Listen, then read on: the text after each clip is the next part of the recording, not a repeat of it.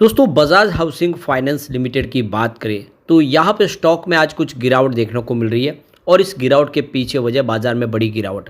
तो बाजार में नरमी का वातावरण है। आज सुबह बाजार की शुरुआत तो फ्लैट हुई, लेकिन इस समय 500-600 पॉइंट की गिरावट है सेंसेक्स में, जिसका असर यहाँ पर नेगेटिव देखने को मिल रहा है। अब बजाज हाउसिंग फाइनेंस के लिए एक और जो सबसे बड़ी प्रॉब्लम है जो है ब्रोकरेज हाउस, जो लगातार कह रहे हैं कि स्टॉक महंगा है और आने वाले समय इसकी प्राइस नीचे आएगी। स्पेशली एम्बिट ने कहा है कि स्टॉक के अंदर करीब 40% के आसपास की गिरावट हो सकती है, स्टॉक 85 तक आ सकता है। तो इस वीडियो के माध्यम से एम्बिट के इसके टारगेट का जो पीछे की जो मंशा है उसका खुलासा करेंगे कि ये जो वाकई में जो टारगेट दे रहे हैं या फिर इनके पीछे कुछ और मंशा है, क्योंकि ऐसे ही टारगेट इन्होंने बजाज फाइनेंस के लिए दिए थे जो पूरी तरह से गलत साबित होते। इस वीडियो के माध्यम से उसको समझेंगे और इससे एक बात आपको क्लियरली समझ में आएगी कि चाहे ब्रोकरेज हाउस कुछ भी कहे, स्टॉक अपनी रफ्तार से आगे बढ़ते जब बिजनेस बढ़ता है तो यहाँ पे इन बात को समझेंगे। कुछ और नई अपडेट है उसको भी इस वीडियो के माध्यम से डिस्कस करेंगे। लेकिन फ्रेंड्स, उससे पहले अगर आप पहली बार हमारे चैनल पे आए तो चैनल को सब्सक्राइब कर दीजिए, एक बेल आइकॉन दबा दीजिए ताकि जब भी नया वीडियो बने पहला नोटिफिकेशन आपको मिले। वीडियो पसंद आए तो लाइक से ज़रूर कीजिए। चलो फ्रेंड्स, वीडियो स्टार्ट करते हैं। मैं हूँ आपका दोस्त एस बी दवे और हमारे अपने चैनल ऑनलाइन कमाई में आपका बहुत बहुत स्वागत है। तो सबसे पहले BSE सेंसेक्स की बात करें। इस समय 2-2:30 बजे के आसपास का टाइम है। 79,368 के स्तर पर जहाँ पे 573 पॉइंट की बड़ी गिरावट है, यानी 0.72% गिरा है सेंसेक्स। जबकि शुरुआत अगर आप देखें तो लगभग पॉजिटिव हुई थी, उसके बाद नरमी का वातावरण बनना शुरू हो गया। यहाँ पे निफ्टी फाइनेंशियल सर्विस में अगर आप देखें तो गिरावट और बड़ी है। 23,842 के स्तर पे 195 पॉइंट की गिरावट, यानी 0.81% डाउन है निफ्टी फाइनेंशियल सर्विस। और इसी वजह से बजाज हाउसिंग फाइनेंस भी थोड़ा सा दबाव में आ गया है। वैसे स्टॉक की शुरुआत बिल्कुल फ्लैट हुई थी 134 पर, जो कल की क्लोजिंग थी।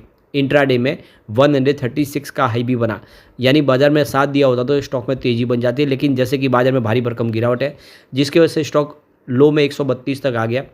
इस समय 133 के आसपास ट्रेड करा है, 0.53% की गिरावट है। तो जितनी निफ्टी फाइनेंशियल सर्विस में गिरावट, उसके मुकाबले गिरावट काफ़ी कम है। इसका मतलब है कि स्टॉक इस लेवल पे मजबूत है। अब यहाँ पे जो बड़ी अपडेट निकल के आ रही है, बजाज हाउसिंग फाइनेंस लिमिटेड ने एक्सचेंज को यहाँ पे हाफ ईयरली रिपोर्ट जारी कर दी है फाइनेंशियल 2024-25 के लिए, जिसमें कंपनी ने इस दौरान क्या क्या अचीव किया उसकी सारी जानकारी शेयर की है। तो इसके अंदर जो हाईलाइट दिए उसको एक बार शेयर कर लेते हैं वापस। तो एसेट अंडर मैनेजमेंट इस समय 26% की वृद्धि दिखाई है, जो करीब 1,02,569 करोड़ तक पहुँच गया 30 सितंबर 2024 को, जो 81,215 करोड़ के आसपास था। नेट इंटरेस्ट इनकम में भी 11% की शानदार वृद्धि देखने को मिल रही है, जो 1,378 करोड़ तक पहुंच गया है, जो पहले 1,236 करोड़ के आसपास था। नेट टोटल इनकम अगर आप देखें तो वो 1,707 करोड़ तक पहुंच गई है, जो एक साल पहले 1,462 करोड़ के आसपास, जिसमें 17% की ग्रोथ देखने को मिल रही है। यहाँ पे टोटल इनकम की बात करें तो 20.7% की वृद्धि दिखा रही है, जो इनका ओपेक्स 23% के आसपास था एक साल पहले। लोन लॉसेज और प्रोविजन की बात करें इस बार 15 करोड़ के आसपास रहा है, जो पिछले साल एक साल पहले 25 करोड़ के आसपास था, जो प्रोविजन कम किया है कंपनी ने। कंपनी का अगर ग्रॉस NPA और नेट NPA देखें तो 0.29% रहा है ग्रॉस NPA और 0.12% रहा है नेट NPA, जो एक साल पहले अगर आप देखें तो 0.24% के आसपास था ग्रॉस NPA और 0.09% के आसपास था नेट NPA। तो देख सकते हो कि इसमें ग्रॉस NPA इस बार थोड़ा सा बढ़ा है, लेकिन नेट NPA में कमी आई है पिछली बार के मुकाबले। प्रोविजन कवरेज रेशियो अगर देखें तो यहाँ पे करीब 57.87% के आसपास है। प्रॉफिट बिफोर टैक्स में भी 21% की वृद्धि है, जो 1,337 करोड़ के आसपास है, जो पिछले एक साल पहले 1,101 करोड़ के आसपास था। प्रॉफिट आफ्टर टैक्स में 13% की वृद्धि है, जो 1,028 करोड़ के आसपास है, पिछले एक साल पहले 913 करोड़ के आसपास था। और यहाँ पे टोटल रिटर्न ऑन एसेट अगर आप देखें तो 2.4% के आसपास रहा है, और यहाँ पे ROE अगर देखें तो 13.3% के आसपास रहा है। तो इस तरह से कंपनी ने अपने इस रिजल्ट की सारी संभावनाओं को इसमें डिस्कस किया है। जो कंपनी ने अचीव किया वो बहुत ही शानदार है और सभी जगह पे सभी पैमानों पे इसने बेहतर किया है। इससे हम कह सकते हैं कि आने वाले समय बजाज हाउसिंग फाइनेंस में एक अच्छी तेज़ी हमें देखने को मिल सकती है।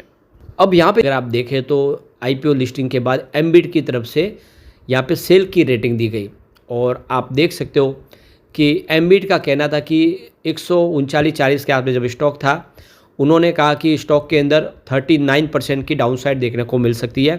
स्टॉक 85 तक जा सकता है, यह एम्बिट का कहना था। और इसके पीछे बताई वजह कि इसकी जो वैल्यूएशन बहुत ज़्यादा हाई है, स्टॉक महंगा है और आने वाले समय इसकी प्राइस नीचे आएगी। उनका कहना है कि बिजनेस ठीक है, सब कुछ पटरी पे है, बजाज ग्रुप का सपोर्ट भी है, लेकिन बात यही है कि स्टॉक इस लेवल पे बहुत महंगा है और प्राइस नीचे आनी चाहिए।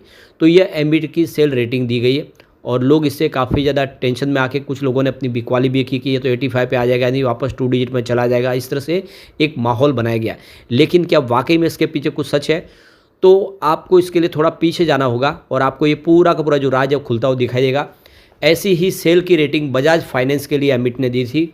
देख सकते हो 9 मार्च 2023 का ये जो रिपोर्ट जारी की एनडीटीवी की, जिसमें आप ये क्लियरली देख सकते हो कि उन्होंने 18% का डाउन साइड बताया था। जो करंट लेवल थी उससे 18% स्टॉक गिरने की उन्होंने भविष्यवाणी की थी।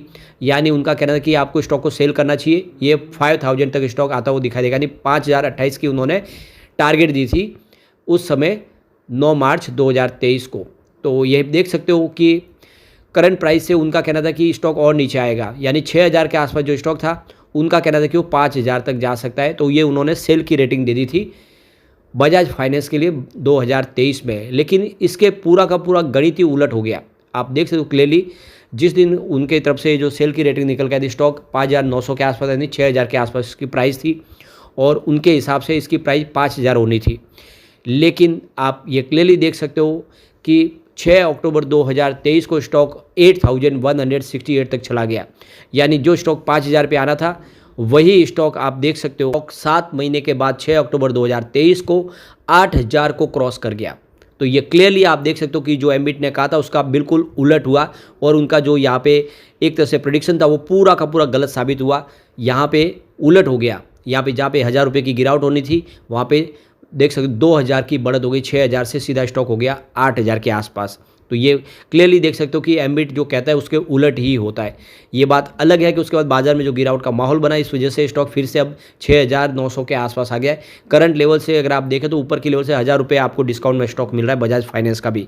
लेकिन एम्बिट की जो भविष्यवाणी वो पूरी गलत साबित हुई है। उन्होंने जो कहा था उसका उलट हुआ है और इसीलिए इसमें भी स्टॉक में आपको चिंता नहीं करनी चाहिए। एम्बिट जैसे जो ब्रोकेज हाउस है वो जो टारगेट देते हैं उसके टारगेट के बिल्कुल उलट होता है और ये हमने बिल्कुल यहाँ पे आपको साबित करके बताया। बजाज फाइनेंस के अंदर भी उनकी तरफ से वही टारगेट आया था। यानी बजाज ग्रुप के जो शेयर है वो एम्बिट के लिए है, उन हमेशा महंगे ही रहते हैं। यहाँ पर भी वही बातें कही गई थी कि वैल्यूएशन महंगा है, बजाज फाइनेंस का स्टॉक नीचे आना चाहिए, लेकिन ऐसा हुआ नहीं। बजाज फाइनेंस ने बेहतर किया और आज भी जो उनका टारगेट है उससे स्टॉक आप देख सकते हो कि करीब 2000 ऊपर है और इसीलिए डरने वाली बात नहीं है।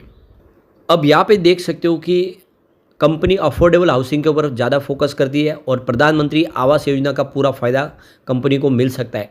इस बार प्रधानमंत्री आवास योजना के तहत जो रकम है उसको डबल कर दिया गया है। ऐसे में जो मिडिल क्लास हो या वीकर सेक्शन हो उनके लिए सरकार की तरफ से सब्सिडी प्रदान की जाती है, जिसके माध्यम से मकान बनाए जाते हैं। इसका बेनिफिट इसको मिलेगा क्योंकि ये समझ इसकी आप देखें इनका जो खास बिजनेस का जो मुख्य लक्ष्य भी है कि अफोर्डेबल हाउसिंग के लिए लोन प्रोवाइड करना।